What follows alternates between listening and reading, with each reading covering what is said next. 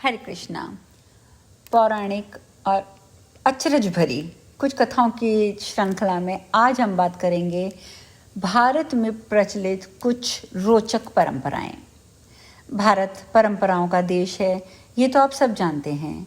यहाँ के हर हिस्से में कोई ना कोई अनोखी परंपरा जुड़ी हुई है और इस कड़ी में मैं आपको बताऊंगी कि आज 10 ऐसी अनोखी परंपराएं जो अचरज से भरी हुई हैं और आप इनको कह सकते हैं कि चाहे ये रीति रिवाजों का संकलन है लेकिन है अनोखा।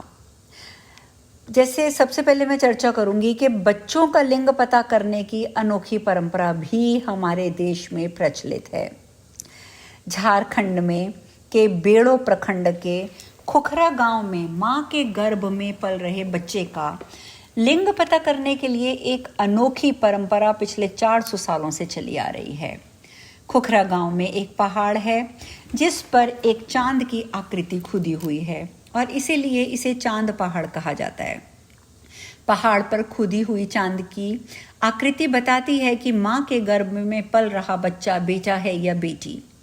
गर्भस्थ शिशु का लिंग पता लगाने के लिए गांव की गर्भवती महिलाओं को इस पहाड़ की ओर चांद की आकृति पर निश्चित दूरी में बस एक पत्थर फेंकना होता है।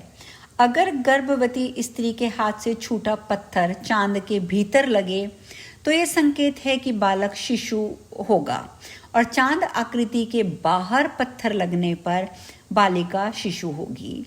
और इस परंपरा पर यहाँ के ग्रामवासियों को अटूट विश्वास है और इनके अनुसार ये बात हमेशा सच ही सिद्ध हुई है। चांद पहाड़ मूल रूप से नागवंशी राजाओं के मनोरंजन पार्क के रूप में विकसित किया गया था। पहाड़ के ऊपर शिवलिंग और कुंड जैसी आकृतियां गवाह हैं कि वहां नागवंशी राजा पूजा पाठ भी करते थे। इसके ठीक बगल में चांदनी पहाड़ है जहां नागवंश की रानियां विहार करती थीं। एक और परंपरा है मनोकामना पूर्ति के लिए जमीन पर लेटे हुए लोगों के ऊपर गायों को छोड़ दिया जाता है। भारत में मध्य प्रदेश के उज्जैन जिले के कुछ गांवों में एक अजीब सी परंपरा का पालन सदियों से किया जा रहा है। इसमें लोग जमीन पर लेट जाते हैं और उनके ऊपर से दौड़ती हुई गायें गुजारी जाती हैं। इस परंपरा का पालन दिवाली के अगले दिन किया जाता है जो कि एकादशी का पर्व कहलाता है। इस दिन उज्जैन जिले के बीड़ावड़ और आसपास के गांव के लोग पहले अपनी गायों को रंगों और मेहंदियों से अलग अलग पैटर्न से सजाते हैं।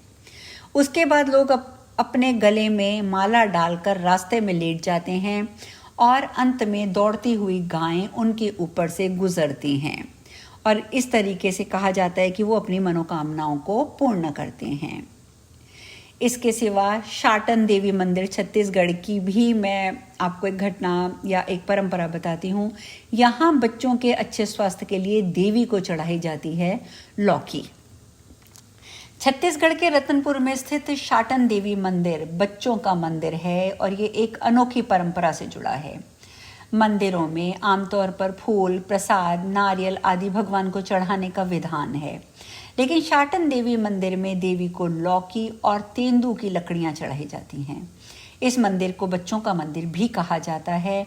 श्रद्धालु यहां अपने बच्चों की तंदुरुस्ती के लिए प्रार्थना करते हैं और माता को लौकी और तेंदू की लकड़ी अर्पण करते हैं। इस मंदिर में ये परंपरा कैसे शुरू हुई ये तो कोई नहीं जानता, लेकिन ऐसी मान्यता है कि जो भी यहाँ लौकी और तेंदू की लकड़ी चढ़ाता है उसकी मनोकामना पूर्ण अवश्य होती है। आगे चर्चा करते हैं जंगमवाड़ी मठ वाराणसी की। आप ये तो बहुत ही प्रचलित स्थान है। यहाँ परिजनों की मृत्यु पर दान करे जाते हैं शिवलिंग। इसकी मैं पूरी कथा भी डाल चुकी हूँ। जंगमवाड़ी मठ वाराणसी सारे मठों में सबसे पुराना है और इस मठ में शिवलिंगों की स्थापना को लेकर एक विचित्र परंपरा चली आ रही है। यहाँ आत्मा की शांति के लिए पिंडदान नहीं बल्कि शिवलिंग दान दिया जाता है। इस मठ में एक दो नहीं बल्कि कई लाख शिवलिंग एक साथ विराजते हैं। यहाँ मृत लोगों की मुक्ति और अकाल मौत की आत्मा की शांति के लिए शिवलिंग स्थापित किए जाते हैं। सैकड़ों वर्षों से चली आ रही इस परंपरा के चलते एक ही छत के नीचे आज 10 लाख से भी ज्यादा शिवलिंग स्थापित हो चुके हैं। है ना, अजीब अजीब परंपराएं। एक और बताती हूँ। पति की सलामती के लिए जीती हैं जहाँ विधवा का जीवन। हमारे देश भारत में आज भी कुछ ऐसी परंपराएं जीवित हैं जो हमें अचरज में डालती हैं। और ऐसी ही एक परंपरा है पति की सलामती के लिए पत्नी का विधवा की तरह जीवन जीना। ये परंपरा गछवा समुदाय से जुड़ी है। ये समुदाय उत्तर प्रदेश के गोरखपुर, देवरिया और उससे सटे बिहार के कुछ इलाकों में है। ये समुदाय ताड़ी के पेशे से जुड़ा है। ये समुदाय के लोग ताड़ के पेड़ों से ताड़ी निकालने का काम करते हैं और ताड़ के पेड़ 50 फीट से ज़्यादा ऊंचे होते हैं और एकदम सपाट होते हैं। इन पेड़ों पर चढ़कर ताड़ी निकालना बहुत ही जोखिम का काम होता है, बहुत ही। ताड़ी निकालने का काम चैत मास से सावन मास तक 4 महीने के लिए किया जाता है। गछवा महिलाएं, जिन्हें की तरकुलारिष्ट भी कहा जाता है, इन 4 महीनों में ना तो मांग में सिंदूर भरती हैं, ना कोई श्रृंगार करती हैं। वे अपने सुहाग की सभी निशानियां तरकुल्ला देवी के पास रहन रखकर अपने पति की सलामती की दुआएं मांगती हैं। और जब 4 महीने के बाद ये कार्य समाप्त हो जाता है, तब वह पुनः अपना जीवन सही तरीके से जीना आरंभ करती हैं। अब एक और जानकारी, भाई दूज मनाने की एक अनोखी परंपरा। बहन भाई को देती है मर जाने का श्राप। कुछ उत्तर भारतीय समुदायों में भाई दूज मनाने की बड़ी अनोखी प्रथा है। इसमें बहनें भाई दूज के दिन यम देवता की पूजा करती हैं। पूजा के दौरान वह अपने भाइयों को कोसती हैं और उन्हें मर जाने तक का श्राप देती हैं। हालांकि वो श्राप देने के बाद अपनी जीभ पर कांटा चुभाकर इसका प्रायश्चित भी करती हैं। इसके पीछे मान्यता है कि यम द्वितीया यानी कि भाई दूज भाइयों को गालियां या श्राप देने से उन्हें उनकी उम्र को लंबा करता है, उन्हें मृत्यु के भय से मुक्त कर देता है। अब एक और परंपरा, भूतों का साया और अशुभ ग्रहों को हटाने के लिए, उनके प्रभाव को हटाने के लिए बच्चियों की शादी कुत्तों से करवाई जाती है। इस परंपरा को इसे परंपरा ना कहकर मेरे ख्याल से कुरीति ही कहा जाए तो ज़्यादा उपयुक्त होगा। इसमें भूतों का साया और अशुभ ग्रहों का प्रभाव हटाने के नाम पर बच्चियों की शादी कुत्तों से करवाई जाती है। हालांकि ये शादी सांकेतिक होती है, परंतु होती है असली हिंदू तरीके से और रीति रिवाज से। लोगों को शादी में आने का निमंत्रण दिया जाता है, पंडित, हलवाई सब कुछ बुक किया जाता है, बकायदा मंडप बनता है और पूरे मंत्र विधान के साथ शादी संपन्न कराई जाती है।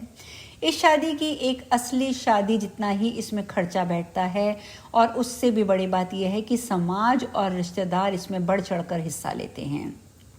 शायद आपको एक बार तो यकीन नहीं होगा, लेकिन ऐसा भी हो सकता है, परंतु है ये बिल्कुल सत्य।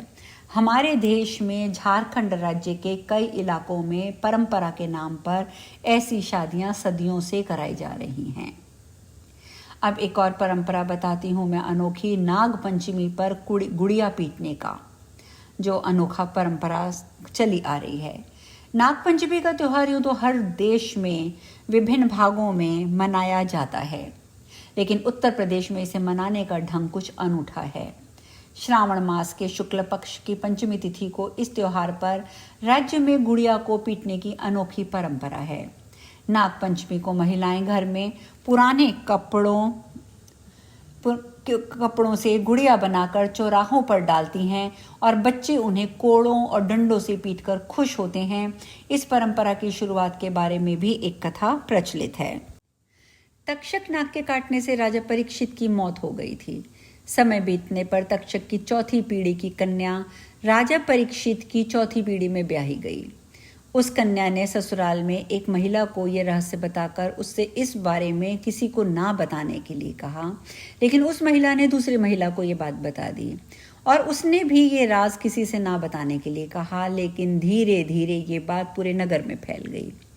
तक्षक के तत्कालीन राजा ने इस रहस्य को उजागर करने पर नगर की सभी लड़कियों को चौराहे पर इकट्ठा करके कोड़ों से पिटवाकर मरवा दिया। वह इस बात से क्रुद्ध हो गया था कि औरतों के पेट में कोई बात नहीं पचती। तभी से नाग पंचमी पर गुड़िया को पीटने की परंपरा चली आ रही है। एक और अनोखी परंपरा बारिश में कराई जाती है मेंढकों की शादी। महाराष्ट्र में अच्छी बारिश के लिए मेंढकों की शादी कराई जाती है। शादी के लिए मेंढकों को फूल माला पहनाकर सजाया जाता है। इसके बाद धूमधाम से इसकी शादी रचाई जाती है। लोगों का मानना है कि इससे बारिश के देवता खुश होते हैं और बारिश कर देते हैं। मेंढकों की शादी में इंसानों की तरह पूरे विधि विधान का पालन किया जाता है। उन्हें वरमाला पहनाई जाती है। सामान्य शादी की सभी रस्में निभाई जाती हैं। शादी के बाद दोनों को एक साथ गांव के तालाब या किसी अन्य जलाशय में बाइज्जत छोड़ दिया जाता है। और अब जाते जाते एक आखिरी परंपरा और मैं बताती चलती हूँ। बेंत मार कर गांगुर एक अनोखी परंपरा जिसमें कुंवारे लड़के शादी के लिए औरतों से खाते हैं मार। ये परंपरा राजस्थान के जोधपुर में निभाई जाती है, जहां देश भर की महिलाओं की आज़ादी की मुहिम छेड़ी गई है।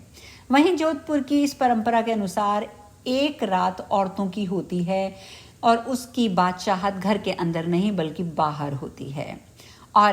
रात में औरतें सज धज कर बाहर निकलती हैं। अलग अलग रंगों के कपड़े और गहनों से लदी हुई महिलाओं के हाथ में एक डंडा भी होता है, लेकिन इस डंडे को लेकर घूम रही लड़कियों के लिए ये डंडा शादी की एलिजिबिलिटी नापने का पैमाना होता है। दरअसल रात में महिलाएं इस डंडे से कुंवारे लड़कों की पिटाई करती हैं और लड़के भी चुपचाप मार खाते हैं। मान्यता है कि जो लड़का मार खाता है उसकी 1 साल में शादी हो जाती है। मतलब मार खाओ ब्याह रचाओ। और खास बातें तो ये हैं कि इसमें विधवाएं भी हिस्सा लेती हैं। ये परंपरा सदियों से चली आ रही है। इसमें अब विदेशी महिलाएं भी भाग लेने लग गई हैं। वैसे तो ये सब कुछ 16 दिन पहले ही शुरू हो जाता है। यहाँ परंपरा के अनुसार औरतें सुहाग की लंबी उम्र के लिए 16 दिन का उपवास रखती हैं और आखिरी दिन ये उत्सव मनाया जाता है, जिसमें शादीशुदा महिलाओं के साथ कुंवारी लड़कियां भी भाग लेती हैं। वैसे तो कई परंपराएं महिलाओं को बेड़ियों में जकड़ती भी हैं, पर ये खास परंपरा है क्योंकि इसमें महिलाओं की आज़ादी का जश्न मनाने की इजाज़त भी दी जाती है। तो है ना हमारे भारतवर्ष की ये अनोखी परंपराएं। अब कल हम एक नई चर्चा के साथ मिलेंगे। हरे कृष्णा।